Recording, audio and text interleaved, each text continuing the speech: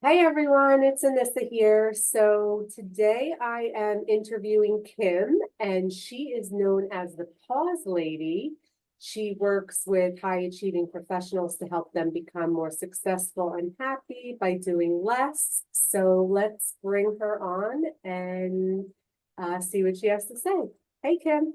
Hi, thanks for having me. Absolutely. So tell us a little bit about who is the Pause Lady and what does that mean? Well, really what it is it's a pause movement, but I suppose let me start from the beginning, huh? You Yeah. probably want to know where it all came from. Well, I actually am a computer scientist, cognitive scientist, been in the industry for 3 decades, 35 years. And I've worked with large companies, putting infrastructure in place, and I was one of the first adopters of social media. Wow. Back before, it was just a few universities that he brought on board. It was before, the public could use it. And as I was using it, I actually, well, I found myself probably as I would use it more embedded in it, which means I'd get up in the morning, get into social media, and all of a sudden, I look at my watch and it's 3 hours later. And I was actually, called to speak on social media. How do I use it? Because it was really new back then. And I knew at that moment when I would find myself embedded in it that I really needed to start managing it. And it was a challenge. And probably 8 years in, as social media grew and everyone started using it more, I became so embedded in it that I actually, I couldn't control it. Like I would just be, because my family was in there and that's how we communicated. All my friends, I ran a half marathon in 50 states. So I'd had all these athlete connections, right? I'd always want to know what people are doing. And pretty soon I had like, I don't know how many connections you can have in Facebook, maybe 1,500 at the time. And that's time consuming, right? So I decided at that moment to deactivate my account for 6 months.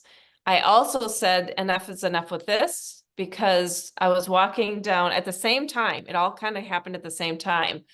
I was walking in Chicago and busy streets during lunch hour. And this little boy who was around 8 years old his head was in the computer, in his phone.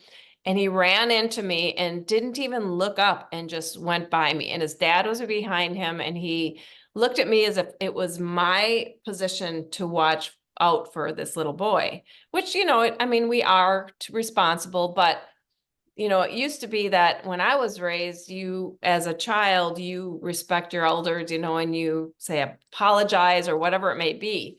And so there was this thing going on with me. So I said, you know what? I think there's something going on with these phones. I'm going to deactivate my phone too for a whole year and put methods in place where people will call through my husband's number and I wouldn't have it on, like I wouldn't be in it.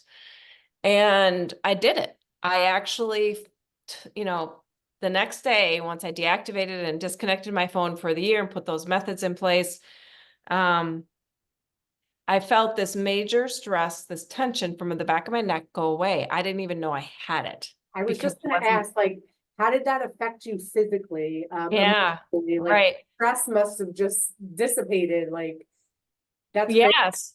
Yeah, it was. So like I think well, at that time, I know now, years later, now that I've been practicing this, right? Um, that I was so disconnected with my body, even though I was an athlete and I did all these things, I was really not in tune because I was so into, just letting things happen. Now, I was working remote before remote became popular. I have been in industry for over 3 decades. Like I said, I've traveled, it was different kinds of modes of communication other than what they use now, but it was very similar. And I was able to still communicate through, doing like we're talking now. However, so there, people are saying, how did you do this? Right. But because of that, you know, I have been very, very, very connected to the technology. So I did, you know, that tension released immediately. And what I did was I started to find that I had more time. And because I'm a real explicit time management person, right? I can do compressed time. Usually I do like this, it's called a time box, and it's short 15 minutes increments, a little bit different than Pareto. And there's a lot more decisions and agreements that I actually applied to the time box, which has always made my successes in companies be far above than other people going into companies and trying to achieve what I achieved. And so I took 15 minutes a day and I would actually write because I love to write. So I would get up in the morning, and instead of diving right into the, you know, because I didn't, right? I didn't have the technology. I would either in the summer months go outside on the deck and enjoy writing for 15 minutes. And I do different exercises. And then sometimes I would take 15 minutes and just have a cup of coffee and listen to the birds. But really what I found is I actually found that I got more time back just by taking this pause, right? I didn't really know and have it labeled pause at the time, but that's what I was doing. And then incrementally, I became more connected with my body, started to take more walks, started to drink more water, started to get in tune with what my body needed, because I was listening to that more rather than just letting something guide me, like the technology being in the driver's seat. All the noise, I know. Right. So now I flipped it where I'm in the driver's seat and the technology is now in the back. Now, I'm not saying technology is bad. I use technology today. It's more that balance between how much and how much to turn off, right? Time to turn off. Absolutely. Especially our young kids who are actually taught at a very young age to put this in their hand, and it's almost like a security blanket. And it becomes an addiction in some ways. And we don't put the word addiction to it, but it becomes that because we're training our kids this way. So during that time, then I was able to train for an Ironman, learn how to swim because I swam, but you know, there's all kinds of cool things that happened. I wrote a lot more books. You know, I've written a lot of books, but I've, you know, had more time to write more books, poetry. I publish a lot of poetry, and I do art. I mean, I'm a painter and all kinds of things. So I got involved in the community more. So I got connected in person. And there's many times when I even go to the gym today and I do not have my device turned on if I do have it with me, or I have it put away somewhere so that I can actually have eye contact with the person and start having a conversation. Because I'm even noticing the kids that come to the gym with the parents have these things on and they're watching their, yeah. So that is the impetus behind this pause, but the real crux of it all was about only 6 months ago. And I did uncover the pause terminology. It's really a container. I just use the word pause as a reminder. And I think it's coming out in the world where people are starting to use pause in many different methods and modes, which we practiced in the last probably 3 months. I had several different groups working through this. I had a concept where we practiced the pause for 5 days, and it was a challenge. So we've actually implemented that now this year, where we do challenges every month.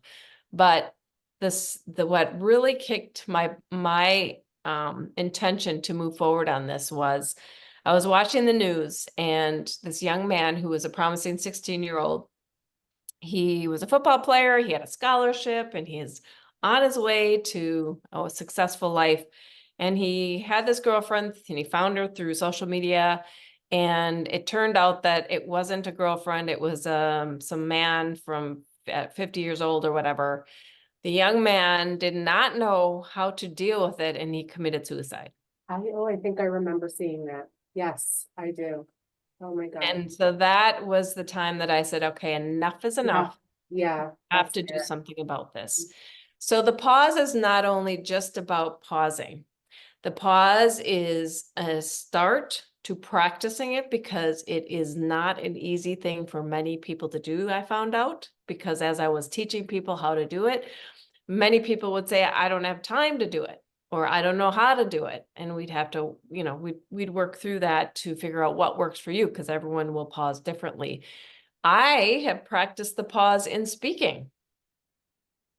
I'll say, let me pause for a moment, as I'm going to do now, and let you catch up and ask any questions.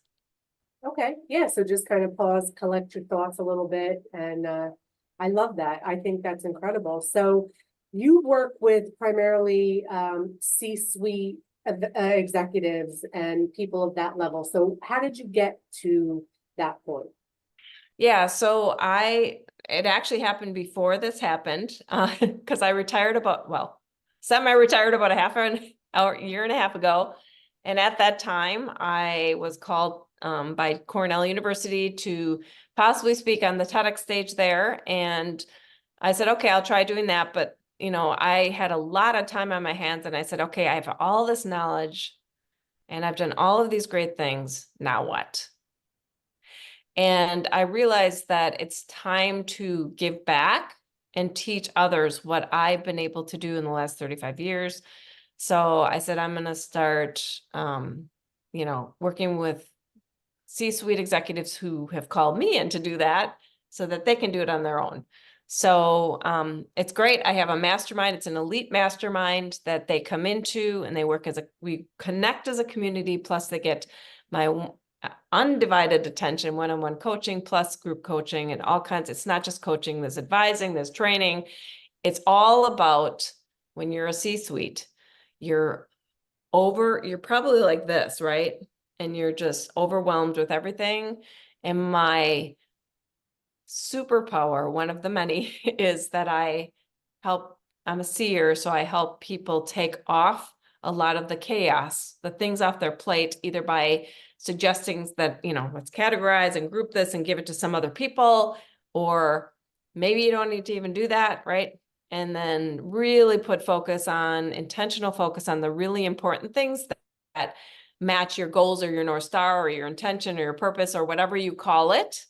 And there's so many people that comment as I work with them about how streamlined they feel, or how less busy they feel, or they're really feeling focused now. And it is, they're getting amazing things, laser focused, and they're getting amazing things done. Wow, that is incredible. So you definitely have a very valuable service to offer. How can people find you if they want to join your mastermind, if they want to connect with you, how can people find you? Yeah, they can find more about the mastermind at my website. It's Kim Groshek, KimGroshek.com.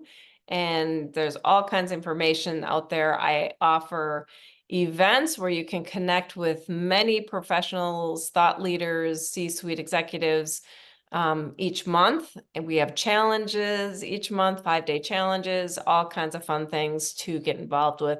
And then there's also a contact information to contact me directly. All right, perfect. Well, that sounds great. Thank you so much for taking the time to share all that with us. I'm sure there are plenty of people who can benefit from your services.